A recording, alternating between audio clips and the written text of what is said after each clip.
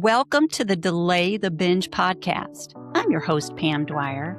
Today's discussion is about how a lot of people believe creativity is something you're born with. You either have it or you don't. But what if creativity is actually something you can access, especially when life is feeling uncertain, overwhelming, or unclear? Today's guest is Leslie Grandy. Leslie has spent more than 25 years building products at the intersection of technology and human behavior, working inside companies like Apple and Amazon, T-Mobile, Best Buy, and now supporting leaders and teams through her consulting company called the Product Guild. She's also the author of let's see if I can get this right. It's a long one. Creative Velocity, Propelling Breakthrough Ideas in the Age of Generative AI, a book built around a simple but powerful reframe. Creativity isn't reserved for artists, and it isn't something you're either born with or not. It's a skill you can build, especially when life and work get uncertain. Leslie, I'm so glad you're here. Welcome. Thanks for having me, Pam. I'm looking forward to the discussion. Me too. So for anyone meeting you for the first time, how do you usually describe what you do? Well, one of the things that I do now, I spent, as you said, a decades-long career building things. And over that period of time, I learned a lot about where people get stuck when it comes time to break through a log jam or face an unexpected challenge or grow in dynamic conditions. And sometimes the pressure in those jobs really creates a situation where people feel narrow in their thinking and lean into biases, or whether they're their own around how they get things done, or whether they're their leader's bias and they kind of fall into how leaders think. And then really, it just becomes a sort of self-fulfilling cycle. It doesn't really create any breakthroughs. It doesn't really bust the log jam, and it doesn't really allow for business disruption. And so right now, what I do is I take all those years of learning and I try to coach people in industries, especially where they think they are less capable of exercising their creativity. Maybe it's a highly regulated climate, or it's a very old school kind of business, been around for decades and has a hard time transforming. It's really important for people to set up the conditions for people to experience their most creative self at work. And so I really try to inspire people to do that, not because it's fun and everyone should brainstorm and have a chance to generate ideas, but because creativity in a business can come from anywhere if people feel permission to access it. Yes, I love that so much. My team and I, for my company, when we go into a new client's office, they all think they're ignorant, that they don't know anything about what we're trying to do for them. But once we start talking, they seem to pick it up. They seem to think, oh, okay, we understand this. Yeah. So there's when aha moments that can happen when they're focused on someone trying to open those doors for them. And that's obviously what you do. Yes. And so for a long time, I didn't think I was creative either. I mean, so did you? I think I've heard you say a few times on a few interviews I was researching that you didn't think you were creative at all. Where did that belief come from? Well, as a child, I was really fortunate. I have to be clear. I was raised by highly educated parents. My mother was a professor. My father was a physician. My mother was a painter. My father could play the piano without reading music. And so my parents supported the arts, and they took me to museums and concerts and things. And so they were encouraging me to kind of tap into that, and they paid for a lot of lessons, but I was bad at everything. I took drama lessons and singing lessons and acting lessons, with different types of coaches in different environments. And then I took music lessons and different instruments. And my piano teacher at one point told my mother to stop sending me because we weren't getting anywhere. Like, it was throwing good money after bad. And I was so discouraged because the effort was there. Like, I tried to be an artist. I tried to access some talent, but it really took a toll on my self-esteem that I couldn't find that lane, that I couldn't find a way to express myself. And I Hmm. didn't really want to have a career in math and science. And I was good at math and science, but it didn't kind of speak to me the way that I thought art would, that it would free something. And I always wanted to make stuff. That was the one thing. I always felt like, what could I make? What could I build? What could I do? Like, so I had a maker's mindset, but I just didn't have a talent I could lean into. And in my senior year in high school, I did an independent study project, and it was to make a film. And uh, for no reason that I can explain, it won a public television award, a Young Filmmakers Public Television Award. So I thought, oh my gosh, that's the earth telling me, that this is your path. Follow here, go here. And so I went to school. I wanted to go to school in California and be a film major. My parents wouldn't let me. They didn't think it was a good idea. They didn't think being in film was actually a career. They always thought of the arts as a supplement to a career. And so they weren't encouraging for me to pursue it. So I went to school at Northwestern because I had a film program and it was a good school and it met both criteria, theirs and mine. And as soon as I graduated, my father knew I was going to move to California and he gave me a $500 check for graduation. He said, good luck, my work is done. And I moved to California and I didn't know anybody and I had no connections, no family, no idea how to get a job. But I just didn't want my parents to be right that I would fail. And Mm. so I pushed through and I figured out what failure looked like and I did everything I could to avoid it. And in a couple of years, I was able to qualify for the Directors Guild of America. And I realized, though, that the jobs I was getting in the film industry, while I was working a lot, I wasn't getting what we would think of as the creative jobs, like stylist and set designer or camera person or director or writer. I was the person people always hired to figure stuff out. I just wanted to know how things worked. I loved to learn how things worked. I thought every problem had a solution, and if I didn't find it, somebody else would. That was my attitude. And that attitude got me hired time and time again. You need to film on top of a decommissioned aircraft carrier, a Kleenex commercial. Okay, I'll go find one and figure out how to do that. There's got to be a way to figure it out. And so that skill I was able to carry over after I got my MBA into the corporate world. And that also kept me hireable at all the places that you mentioned, because who doesn't want somebody on their team who has the spirit to figure things out? A And that strategy. became sort of my aha moment, which Hmm. was, I have a creative skill. It's a creative thinking skill. It's not necessarily an artistic skill. I have an appreciation of the arts, but I'm not an artist. And that skill has only gotten better the more crazy problems I've been forced to solve or had to look Hmm. for a solution for. And so my confidence has grown throughout all of that. And that way I'm able to deal with ambiguity, deal with rejection, deal with the possibility, all the things that keep people from venturing into that zone of creative thinking. That fear of failure. Well, it sounds like creativity wasn't missing at all for you. It's just it didn't look the way you were taught. Right. Exactly. Or I think in some ways, I thought art and creativity were synonymous. And while creativity can include art, I learned and through a lot of research I did for my book, the cognitive version of your brain as a creative machine, a creative engine, can materialize that creativity in a lot of different ways. So it's like I think I've heard you reference it as a muscle or like a skill. Yeah.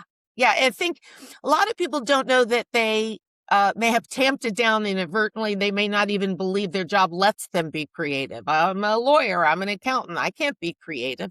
But some of the most creative people I've worked with in the jobs I've had have been lawyers who come up with new business models with me or helped us create a patent application.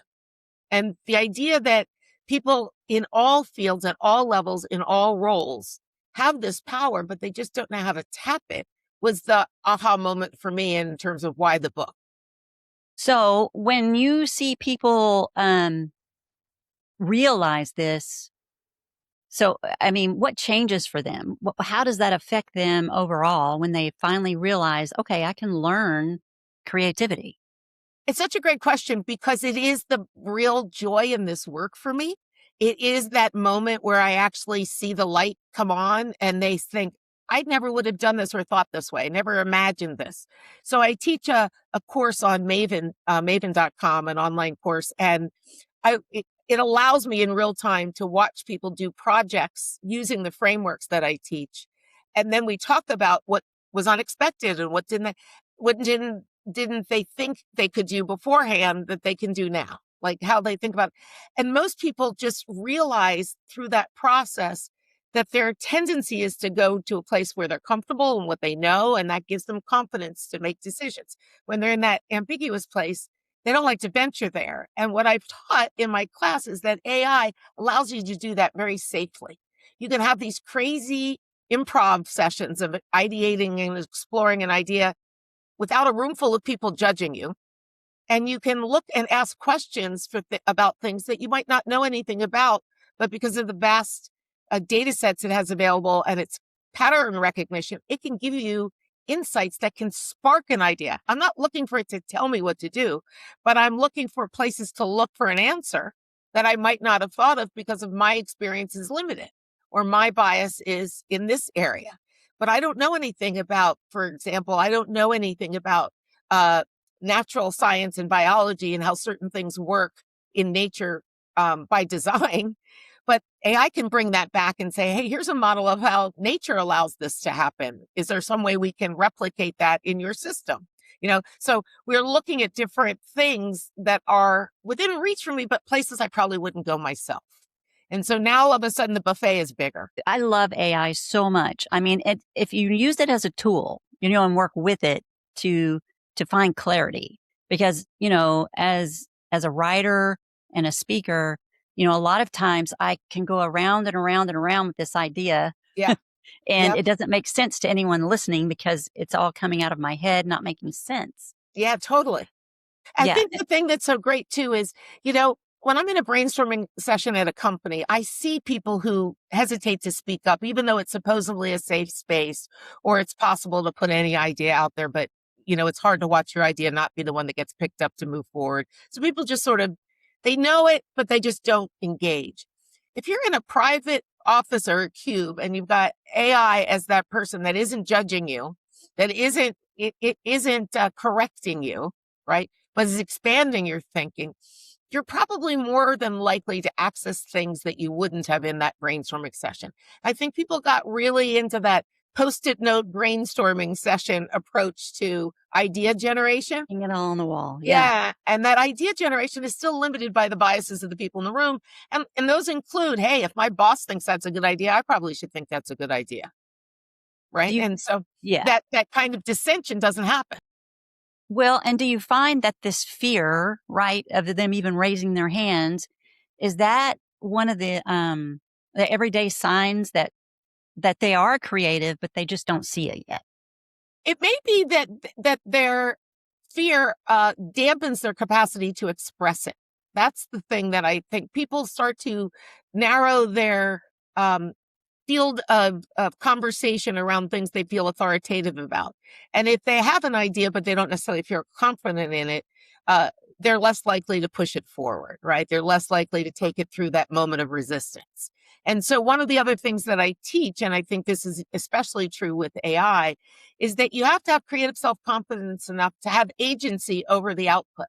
You have to know it's a bad idea that AI is offering. You have to understand what's a good idea and why, or what your customers might like. You have to also challenge it to explain why the tool suggests that idea. And that takes some amount of confidence and agency, which is the same version as raising your hand in a brainstorming session to actually challenge AI and say, wait, I have a different opinion, or why do you think that's true? And I feel that that's something people don't think they should do either, because they assign an authority bias to AI, just like they do to their boss. And so that creative agency is the other thing I try to teach, which is you have to ask open-ended questions. So it's a conversation. And part of the conversation is to explain to me those recommendations in more detail. Yes, it does make you think of how to ask better questions, Exactly. And it does challenge you that way. From one writer to another, I heard the most nightmarish thing the other day. I have to share this with you. But there was a book published, and the writer, all the Chat GPT notes were printed with his book. And he didn't check it or anything, I guess. But the book was published with all that in there. Wow. Can you Well, imagine? oh my gosh, heartburn. It's when you say that, it's funny. As I was writing the book, I thought, because I'm trying to teach people to partner with AI, that they would put a lot of the content in the book into AI, especially the exercises that are there. And so I would run the exercises that I created to see what AI would tell them as the answer, so I wouldn't be unprepared. Mhm. And I had this logic puzzle, and it had like 15 facts. And then the thing is, you're supposed to assess all the relationships between the facts to come up with the answer of the puzzle, like who lives in the red house or whatever, right? And because I built the puzzle, I knew the answer, but I gave it to AI. And I tell this in my class too, because I think this is really an aha moment for me. I gave it to AI with, here's the puzzle, solve this puzzle for me. That was it. And it came back with an answer that was wrong because it took the first answer it came to after using only 12 of the 15 facts. I didn't say it had to use all the facts, so it didn't. And so that moment said to me, oh, I have to either specify that or I have to double check, Mhm. right? Why they came up with a wrong answer. And it was funny. So I said, okay, rerun it again. This time it picked two different facts. I still didn't until the third time say, you must use all the facts. Did it tell me the actual answer that I wanted? And so a lot of how people prompt can take them down a rabbit hole that's a few degrees off center because Mhm. the question isn't necessarily well framed. But on the other hand, we've been taught to do prompt engineering. And so we over contextualize our prompt sometimes to get a narrow answer and run with it. And so that's kind of the other end of the spectrum, right? Of not being good at asking questions, is that you are so precise in your questions, you limit AI's capacity to sort of break the boundaries of your thinking. Exactly. I love that so much because, um, when actually, I feel like I've been going to some type of school, learning how to ask questions better, be more thorough. It's even helped me in my speaking because, I'll utilize AI for that, just saying, and it can listen to me practicing and it'll tell me, you're speaking too fast. You need to stop saying, Yeah. all the things, but it's so helpful. It helps you flow. And you've talked a lot about flow when clarity isn't, I mean, you're returning to flow when clarity isn't immediate. What, what tends to pull people out of the flow the fastest, do you think? Well, definitely a task-based mindset where the next thing on your agenda is the only thing you can kind of focus on. And we get there because our meeting calendar looks like 8 to 5 is full back to back. And so we run this loop that's very much in the present moment and doesn't allow for the subconscious to surface. And so one of the things I ask people to do is to find their flow state by figuring out where is the place their mind does the most entertaining and expansive wandering. For me, it's taking a hot shower. I could stay in there and solve world hunger. I feel like I come up with ideas in the shower because it's such an easy place for my mind to wander. It used to be that I wandered in bedtime, but for me, that would keep me awake. And so instead, I try to shut down at bedtime and use the shower as my flow state. But for other people I've talked to in the book, it's running 10 miles. It's Hmm. doodling, right? It's knitting. It's whatever is the thing that keeps you busy enough to stay in the moment, but not so busy like a full meeting calendar that uses up all your mental capacity. Because there has to be room for the subconscious to kind of surface and help you connect the dots. And the things that you know that you haven't used in a while need to be accessible by not blocking out that capacity to wander through some things and say, oh, I hadn't thought about that. Or maybe I should try that. And I, a lot of times I'm surprised by the idea that I have in the shower only because I thought, wow, that would never have come to me in any other place. well, Like, that's what I was going to ask you. So you answered my question ahead of time. It's just that how do you actually stay grounded? it's And it. it's obviously in the shower. Honestly, I know it's not something people say, oh, you don't need to take a shower today. I do. It's my 5 minutes of private thinking time. It's the time I feel I can solve things. I feel like I'm rejuvenating, re energizing because it's all about me in that little shower. It's not the phone ringing or what's on my computer or even on any device, you know? And I see a lot of times that people say they get in a flow state when they're not using a device. Now, there is some research that says that scrolling can give you a flow state, but it also has the risk of introducing a negative thought, right? A sad story, a negative thought. Um, and that can shake you back out of that state, right? That can Mhm. create that moment where you're not as free flowing in your thinking.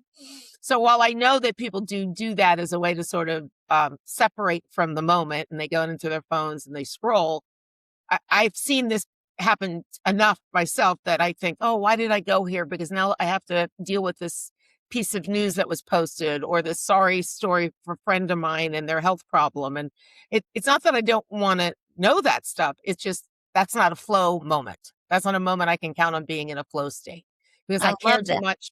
And so you have to find the places where you can carve that out. For some people, it's like baking. It could be anything. The thing doesn't matter, but it has to be the thing that gives you the opportunity to access your subconscious. Well, we teach our listeners a lot about the pause, right? About taking a pause before you have some unhealthy habit or urge. And a lot of times it's not just food, right? It's scrolling, it's overthinking, over pleasing, overworking, all those things. And you have to disrupt that flow. I personally do it. I haven't thought about the shower thing because I do pretty much veg out in the shower, but I do what's called a brain dump. Like every night before I go to bed, I journal, but I just That's a great literally, tool. everything in my head, I'm just writing words and it literally clears out my brain so I can rest. Yeah, And no, so, journaling is another one. I think there's different people respond to mhm, different ways of opening that space. And so it's a non-judgmental thing to say, "Oh, for you, it's doodling, really?" No, I would never say that, right? Whatever the thing is that gets you there, mhm. it's the thing that will remind you you have the capacity to look at things beyond what's in front of you in that moment. And that's where that transformative thinking happens. And they don't force it, right? I mean, a lot of times we try to do things that doesn't really comfort us or or that comes natural to us. We try to force it. Right. But clarity is more easily received if people stop forcing it. Don't you agree with that? Or Yeah, I think that again, I think that's why I don't think the brainstorming works. I'm supposed to be creative between 12 and 1 today. Wait a minute. You know, my car right. didn't start this morning. My kids had homesick, or like there's so many other things that just because you scheduled a brainstorming session doesn't mean I'll be in that place Mhm. at that moment. So finding your pause is a great way to say it doesn't need to be more than 4 minutes, 5 minutes, but it has to be genuine to you in how it actually activates that part of your thinking process. And I really, I'm a firm believer. When I was writing the book, I was in flow all the time because it was just like I didn't know what I time it imagine. was. I didn't know how much progress I'd made. I figured I'd go back and clean it all up once I got it all out, and then that would be not a flow state activity. Cleaning it all up wouldn't be a flow state activity, but getting it written down was. And Mhm. it was just the thing I loved the most about writing was that place is so comforting. That place where you can just be inside your own head connecting dots and putting thoughts together. It's just great. Well, and I really, really love, we'll shift perspectives. I really love how you frame failure as feedback because we talk a lot about that on this show about failure and is it really failure? No, it is not because our mantra is your past doesn't define you, it prepares you. No, I love that. I saw that and I was like, "Oh, I love that. I'm gonna Yes. enjoy it." I But I totally love that. we use it, right? We use it for purpose. We use pain for purpose, Yeah. from our past and, step struggles or we use as stepping stones, things like that. But did that shift on framing failure as feedback, did that ever happen for you at one particular moment or did it just happen over a period of time? Don't I don't think it was a moment. I think what I noticed was, the way I rebounded from failure was, intentional. right? Mhm. The idea that I can't live in that state because I can't succumb to, considering it a loss or a failure. I have to kind of launch from it into something. So when I started my film career, I didn't know it was going to work. And I did a bunch of stuff that probably added no value to the journey, except making it possible for me to pay my rent, which was fine. Right. But that Right. kept me alive. Right. Like that kept me Mhm. going. That move, those bad moves didn't hurt me because they still had income that was at the baseline the way I was going to pay to stay in LA, the way I was going to be able to stay in LA. So when I think about my response to failure, it's to fix it quickly. It's to figure out what did I miss? How did it happen? And how can I launch forward from it? Because sitting in that place of failure uh, projects failure to anybody you're looking to hire you or you're looking to notice you. People don't gravitate to people who wallow in failure. And so if you want opportunity, you kind of have to launch from it, right? Yeah. Whether it's a lesson learned or not, you just have to be able to say there's a way to move forward. It's either because I understand the lesson or I put it in context. As I got older, though, what I realized is launch forward, learn later, because a lot of times the distance gave me the hindsight. The hindsight just didn't come automatically in that moment. Like I wasn't able to say, oh, that if I'd only done this, that wouldn't have happened. It sometimes took more context, more time for me to realize the failure might have not all been in my control. The failure Mhm. could have been wrong place, wrong time. Yes. And that distance really changes my perspective on failure overall. And so I think as I got older, it just became more acceptable to sort of think about the learning as not something in the moment I can actually understand, but I Mhm. can move forward and put distance from it, and then I can see it in a bigger context. And so it's not denying it as much as allowing it to sort of age and then using it as more of an understanding. And so many times I took these failures personally, and I thought I was less than or less competent Mhm. than or less worthy than. But with distance, I was like, really? That was going on in the background? There's no way I would have survived that. That's got not, and so I've been a little bit more forgiving of failure in that moment because I know the distance will give me perspective. Man, I love that so much because I've lived my whole life with that perspective because, when my son was in 3rd grade, he's 36 now, but when he was in 3rd grade, his teacher called me in and said, "I need to talk with you." I asked the class, "How do we learn?" And Kyle, my son, raised his hand and said, "By messing up." Good for him. Wow. That's Head when of I the realized, I thought, class. "Wow, they really do listen sometimes." Yeah, head of the class. I mean, that is a lesson that I think was more, again, a lesson of hindsight and maturing than really accepting, because I was very hard on myself for those failures before. And I assumed those failures were all mine. And I took a lot of ownership and accountability for them, which is good in some ways, but it doesn't leave room for there being other explanations, other perspectives of how that could have gone. Right, and moving on and using it, moving forward with that. Man, so, why do you think we're taught failure, to fear it? Why are we afraid of it?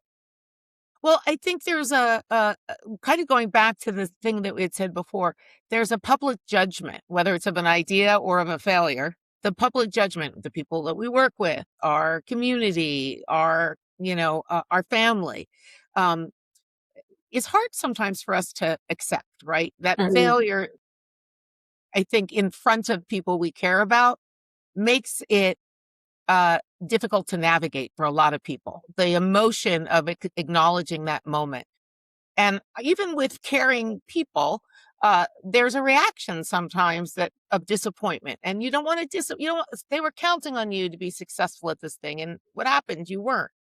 Um, I think the really important thing about failure is that it isn't about you or a defining principle of who you are, but so often we see it as a piece of gum that gets stuck to us and that we carry forward. Right? Yes. And therefore that bruise or that moment is kind of visible to other people, and that failure you have to explain in a job interview, or you have to explain why you weren't promoted because you had a business idea that didn't work out. And so it's hard to talk about our failures as badges of courage, but that's what they are. They are. It's progress, and Yeah, progress often comes from, we talk a lot too about small intentional steps rather than yeah, big overhauls. yes, exactly. And so from my perspective, uh, failure takes courage. And Mm, I think for a lot of reasons, it's hard for people to exercise that courage. And work is the hardest place to exercise that courage. Sometimes around loved ones, like I have a really supportive husband, and he's never sees my failures as something he's going to lord over me, right? He's going to right. wonder if I make the same mistake twice. He's going to definitely wonder why I didn't learn from it the first time. But he's not going to think that a failure is a failure on me, right? It might be an effort that didn't succeed for a certain reason that maybe we don't understand now, but it's not a judgment on me. And so having a supportive husband, having a supportive family helps me, but I also have to be okay that people at the office may consider it an act of courage they can't bring to bear. They don't have the stamina for or the uh, equanimity to accept it. And Mhm. so they'll lean back rather than lean in to an idea that is ambiguous or challenging in some way, because the risk of failure is that embarrassment, that disappointment. Well, and also I wanna circle back to something you said about sometimes you just have to do it, without thinking about it. You just first and I love that so much because I'm a firm believer that motivation, right, doesn't happen before the act. I think motivation happens after you just jump out there and do it, and then you're Yeah, motivated. I think intrinsic motivation is a personality trait. But a lot of people, I think, again, kind of tamp that or bound that inside them for the things that they really care about. And maybe sometimes they think about their job as something they have to do, but not something that defines them personally. So they may be less intrinsically motivated to take the risks at work, but they could be a huge mountain climber and taking big risks in their personal life, right? As an adventurer, because it's a different environment, different judgment, different expectations around failure than it would be where there's a, a, a a compensation component of failure. You lose your job or you don't get promoted or you're judged in some way as being less than. So people may be curtailing that enthusiasm towards proceeding in ambiguity, right? That intrinsic motivation may be hard to activate in those, but it might live in their passion areas at home, right? Whatever it is Right. they love to do, travel or adventure, hiking, things like that. It's so the brain is such an amazing thing, isn't it? The more I research, the results of our actions where the brain is concerned, I'm fascinated by the lower brain chatter, so to speak, the fight or flight part of our brain versus the frontal cortex, like the thinking part of our brain. And how do we bring that back online when the lower brain chatter is in charge? Absolutely, and I think emotion is one of the biggest factors in what you just described, all right? The way that you control your emotion, the way you react to things, whether you have equanimity or whether you're kind to yourself, kind to yourself for being not on your game on a particular day, right? That the emotional balance brings those two things together in a really healthy way. But when you have that sort of emotional reaction, those two things get actually further separated from, cognitive synthesis, right? Right. It's fight or Yeah. flight. That's in one place of your brain, that's Yeah. what you're going to do. And so your reaction to certain things, it's really hard to pull them back closer together. I like to tell this really fast story. I have a engagement ring that I had for 20 years, but it's a tension set. And the diamond inside has been in there for 20 years. I never had a problem with it. And all of a sudden, one day I was putting away my laundry and I looked down and my ring had no diamond in it. Oh my gosh. And you could just imagine the emotion of it being that piece of jewelry too. It's not just that it's a diamond or a piece of jewelry. It was that piece of jewelry that for 20 years has not left my finger and it was missing a diamond. Now, in my, emotional state, I could have totally started to freak out, called my husband and created this, instant scenario where all hands on deck, we got to find it. But instead I thought, I'm going to check the drawer because I just put something in there. I don't know if what I did in some way caught it or whatever. And I opened the drawer and it was sitting And right there it was. on top of the clothes I had put in it. And I walked downstairs and I said to my husband, "You'll never believe this. For some reason today, this came out of this." And he said, "Oh, great. Now we get to buy you a bigger diamond." Oh, And I thought to nice. myself, that never would have been his answer if I had taken the other route. Like, Yeah. that never been what he would have said, right? We would have gone into this frenzy of searching for it and panicking. And so instead, it was like I made it easy for him to react in a positive way because I brought it to him after not letting my emotion overrun my experience at that moment. And I think that's a really great example of you get your emotions trigger things in other people. Yes. And that emotional regulation makes it hard for them if you can't put it together to connect the dots in their head, right? Because they're reacting to your panic. So I think Yes. what you said is really important, right? That connecting the dots in the brain so you can get the maximum potential for your cognitive capacity is it's not trivial. It's a really important and It is. intentional thing people need to do. It is. And the more I research, the more amazed I am by it. And the more aware I become, the better I am at living just life and instead of just numbing out, ignoring what I'm really feeling. Yeah, absolutely. And it's a constant practice. I don't know that people ever get perfect at it. Because there's certain new experiences that trigger new emotions, even to this day for me that I had never experienced.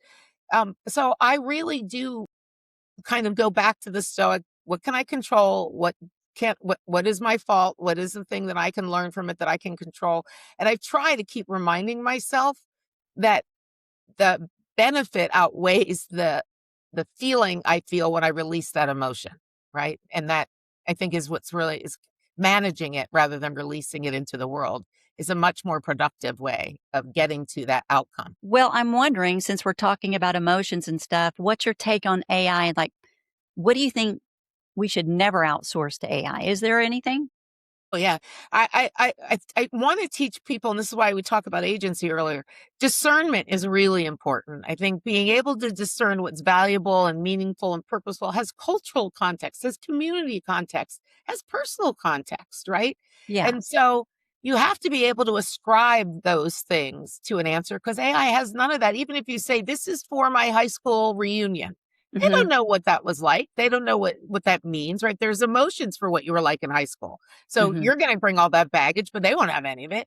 And while that's good in idea generation, it may also give you an idea that doesn't suit the moment, that doesn't suit the audience, that doesn't serve the customer. And so discernment is really required in order to make sure there's value, meaning, and purpose in AI output. And so that's that agency. The only way you get to exercise discernment is to demonstrate agency and say, this is an interesting answer, but won't work in this culture or won't work for this circumstance. So that's the first thing I would say.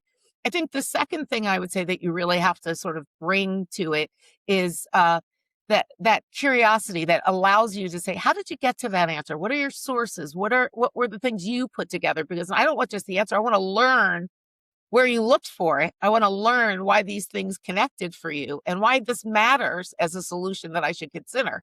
And the learning process of it is one you should not forfeit. You should not forgo that moment of, this is where you looked for this. Okay, this is how you got there. Because I don't want to keep outsourcing my thinking to AI because then my job or my value in that moment is really deferred, right? And so as a contributor at the office, as a contributor in my family, I like to talk about what I find there. My dog ate something funny. I'll go ask AI, tell me what I should look for. Tell me if I should panic. Tell me when to call the vet, right? And then I'll talk to my husband and my husband like, I'm not sure. Let's wait another minute. And then but again, we're in the moment. AI is on the computer taking my words and making a best guess answer, right? And so that discernment and curiosity is really important. Well, and it can be taught in how we need things. Like I've taught my AI how to understand the word glean. So when it gives me an answer and I want to study and research and figure it out too, where it came from, how did you get that information? I just type in the word glean because I used to say, I need to glean more data from this. Where did you find it? So now I just put glean and it gives me the whole rundown.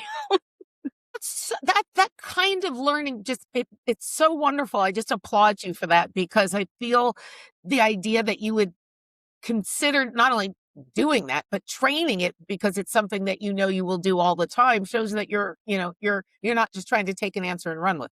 Right, right. Whatever they spit out, we're going to take it. But which comes to the next question I have for you. How would you explain what we just discussed with someone who's not technical at all? Like they don't either use it, AI at all, or they don't, or they're afraid of it, or have heard bad things, or they just don't want to go there.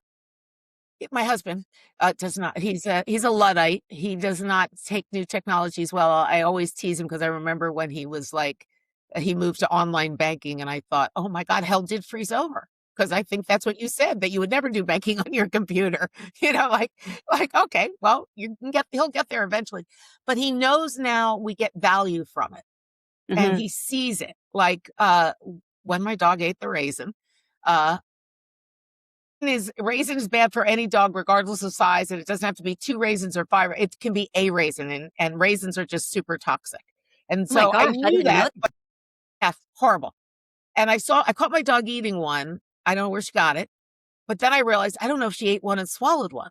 So I really got to go figure out like how bad this risk is if I don't know. And so then I told him I'm going to ask AI, and I asked it. I said, "What should I worry about?" And they're like, you need to do something within 2 hours because after 2 hours it'll be too late. So I Hmm. think it told me, and I said, I'm going to call the emergency hospital, and the emergency hospital said the same thing. You need to come in now, and then I said, well, uh, should I do this? Should I try to do this on my side? It was a puppy. She said, we don't know. Let's get the puppy in. And my husband was sort of like, we don't want to go to the emergency room if we don't have to. That's going to cost a lot of money. I'm like, dude, we don't want a dead dog because that's the other option if we were wrong.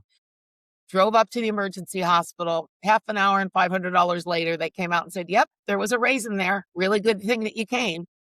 All of that would have been hard to put together through search. And I sort of had like this somebody who was in medical school, but not really graduated type of feedback from AI. And my husband has started getting more comfortable. Like he'll say, what does AI say about that? It's like another voice in the room, right? It's another voice. And I think that's the thing that a lot of times when you're writing your book or writing a speech or something, it's nice to put your stuff in there Hmm. and get another voice And just you don't have to take brainstorm, it. Right. brainstorm. Right. And you have to take it, but it's nice to get some perspective that isn't yours, to get outside of your own head looking back Yeah. and then make a judgment about what to do. Again, show the discernment. So now it's like, have you asked AI? What does AI say? And he sees it sort of as like a living encyclopedia, I think. Well, we reached out to some of our listeners. We reach out through our community, and I was just excited about talking with you. And so I asked, if anyone had questions for you. Oh, So there's wow. two questions that came up quite a bit. One was, what's one simple practice that helps people build creative confidence? And the other one is, what should people stop doing if they want more clarity and energy? Well, the first one, I'm a huge advocate of this one because it's how like I said, how I launched my career in the film industry. I think that if you look at contradictory thinking, if the thing that you want to happen is the thing that you believe in, what would happen if your assumptions were wrong or if you have the wrong goal? Like, what would it take for you to fail? And so I teach this one, which is how might I fail? Because if I think about how I might fail, I can bolster my plan to be stronger and more likely to succeed.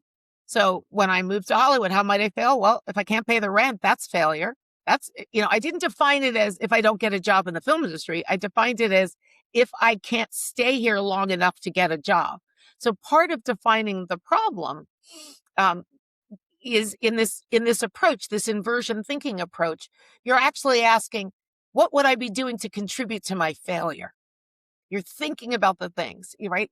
And in that sense, I think that's where a lot of people really have the aha moments of, wow, I don't want to think about the bad stuff because then it'll happen. And I say, no, think about the bad stuff so you can prevent it from happening. I And love that.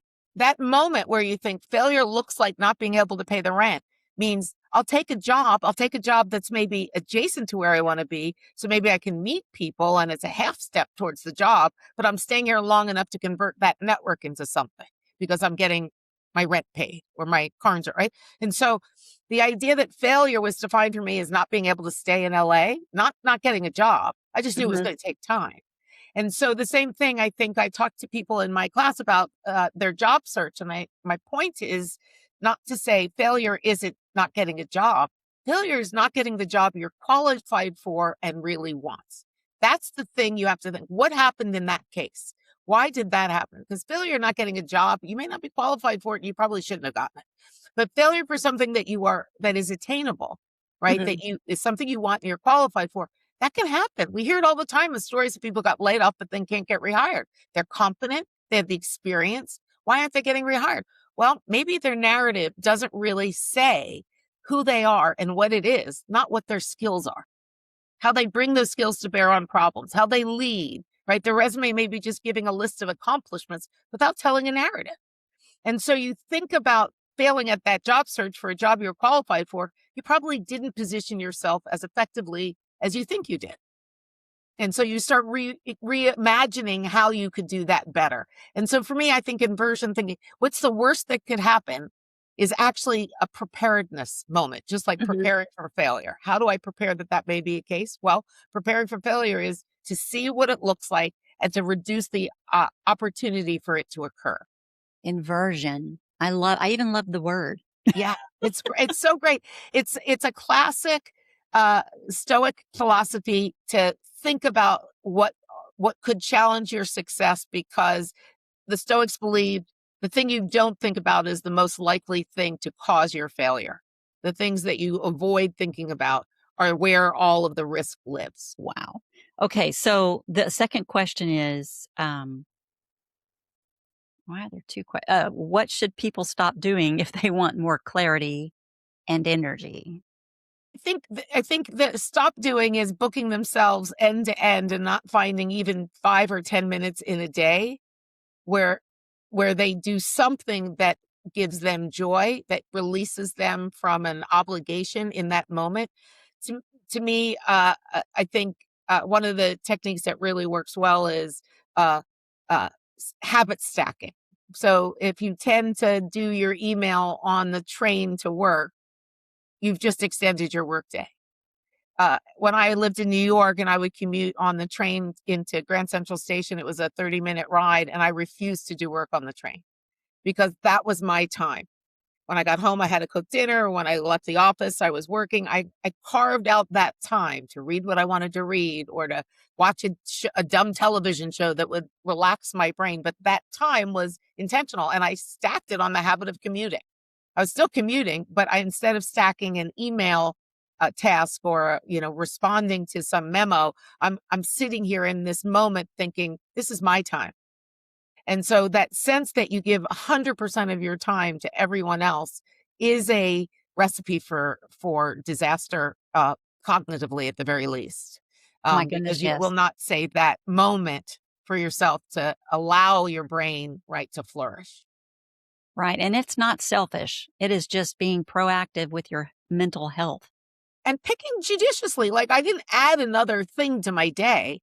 I Yeah. just stacked it on something that I was doing already that I could have used for a different purpose that wouldn't have been as healthy. And so that moment, right, of saying, I'm going to intentionally use this half hour. Maybe it's not the half hour going into the office because it ramps me up to go into the office to check email, but certainly on the half hour going home before I walk in the door, I use that moment to make a gear shift, an intentional gear shift for 30 minutes. And then I'm back in the house talking about what happened at home and making dinner. What are we doing? And what are what's in the mail? And all of a sudden now I'm back to my task list. But for that moment in time, I've given my brain a rest. And you can be more present when you Yeah, do get home. Yeah. absolutely. So that's my personal question is how can someone tell they're making progress even when results aren't obvious yet? And You know, does there's a that include patience? yeah. So, one way, I actually do have some creative self-assessments, that people can do. And one of the things I tell people when they do them, this is not like Myers-Briggs or some other personality test. This is where your brain is at this moment in time. if you're honest with yourself, you can actually look at whether or not you're feeling you're accessing your creativity or you're not through a list of 11 questions. That's all it takes. And in this assessment, you see if you have moderate, low, or high creative self-efficacy, which is confidence, and moderate, low, or high creative agency, because those scores need to be in a certain zone, at least moderate on those things, in order for you to be able to continue to move forward with your creative education, your creative journey. Your willingness and openness to access it has to exist before it will actually develop. So to build that muscle and to test whether that muscle is possible, you need to know what your starting point is. And even people who score high on this in my workshops, they're still surprised by how less creative they were than they thought once they do the brainstorming with AI. They're like, wow, I thought it was really creative. But then this discussion introduced 4 ideas I'd never thought about. And now I realize that there's so much more creativity for me to still access. Well, I guess they can easier.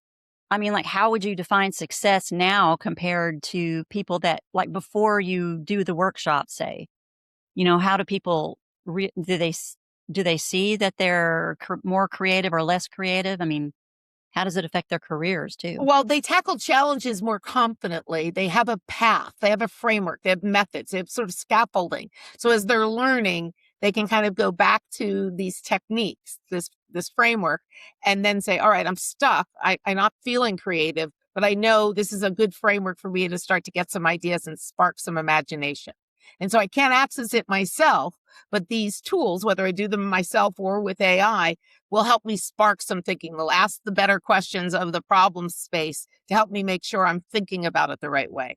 And so I say they're scaffolding because they're trying to keep you moving forward in some framework that it doesn't incline you to wander aimlessly the landscape. Right? This is saying there's a way to navigate this ambiguity that will get you to an answer, but we can't jump to the answer right away. We have to kind of go through this technique to make sure that we're looking at the problem space right, framing the problem correctly, and then considering all possible solutions. So when someone is facing uncertainty and doubting their creative abilities, what do you most want them to remember? Like, what's a easy aha moment for them to remember from this? I think that it's up to them to activate it. They are not a victim of their lack of creativity or a star because they're more creative. It ebbs and flows over your life. If you're in I would bet if you were dealing with some health crisis in your family in a particular moment, you are not the most creative person that you have ever been. And if you're sitting on the beach on vacation, you could solve, cancer. I'm just like, the idea is you have to put yourself in the space, in the mindset, and we don't always have control of that. But at the same time, knowing that this is a time where I'm not as creative, I need to trigger that more intentionally. I need to use frameworks to remind me how to approach these problems because I'm not as open to the way I might be thinking about this problem as if this other thing wasn't going on. My thinking wouldn't be as narrowed by that. And so Right. I want people to know that they should go take the problem and the framework and sort of knit the two things together to navigate their way through that. While they don't necessarily feel particularly confident they know where it's going to go, they feel like they have a partner in that journey. That is amazing advice. I can't wait for everyone to hear it. For Thanks. for anyone listening who felt seen in this conversation, which it may very well be all of us, what's the best way for them to stay connected to your work? Well, I have a website called lesliegrandy.com, not surprising. And there's all sorts of information there about my courses, my book, how to reach me if you need to. My Substack is listed there. So all of the avenues where people can follow me are available on lesliegrandy.com. And I'd love to have, people reach out if they have further questions after this. And I'd be happy if you want to direct message me on LinkedIn or message me on Substack. I'd be happy to have the conversation continue. And we'll be sure to have all those links in the show notes, y'all, so that you can find or easily just click on it and check it all out. Leslie, thank you so much. Man, It was wonderful. This has been grounding. I'll use that word, generous and deeply needed, I think, for myself and for my listeners. So thank you so much for sharing your genius. That's so kind of you. And I really enjoyed the conversation. It's a great way that you talk about what you do and how that kind of meshes to what I do. And so it was a really natural conversation, and I appreciate you. I enjoyed it so much. Leslie, thank you so much for this conversation. I love how you remind us that creativity isn't about having the perfect idea. It's about learning how to stay open, steady, and curious, especially when things feel uncertain. What really stayed with me is this idea that creative confidence isn't something we wait for. It's something we build through practice, feedback, and trusting ourselves enough to keep going even when the path isn't obvious. Thank you for the work you're doing and for sharing it with us today. If this conversation resonated with you, you can learn more about Leslie and her work, including her book, Creative Velocity: Propelling Breakthrough Ideas in the Age of Generative AI. We'll link everything in the show notes. And if you're enjoying these conversations, be sure to follow or subscribe to Delay the Binge wherever you listen. You can also watch the full episode on my YouTube channel, Pam Dwyer Speaker. And if you're there, leave a comment and let me know what part of this conversation made you pause or think differently. Until next time, remember, you don't have to change everything. Sometimes it's just about one thoughtful pause. See you next week.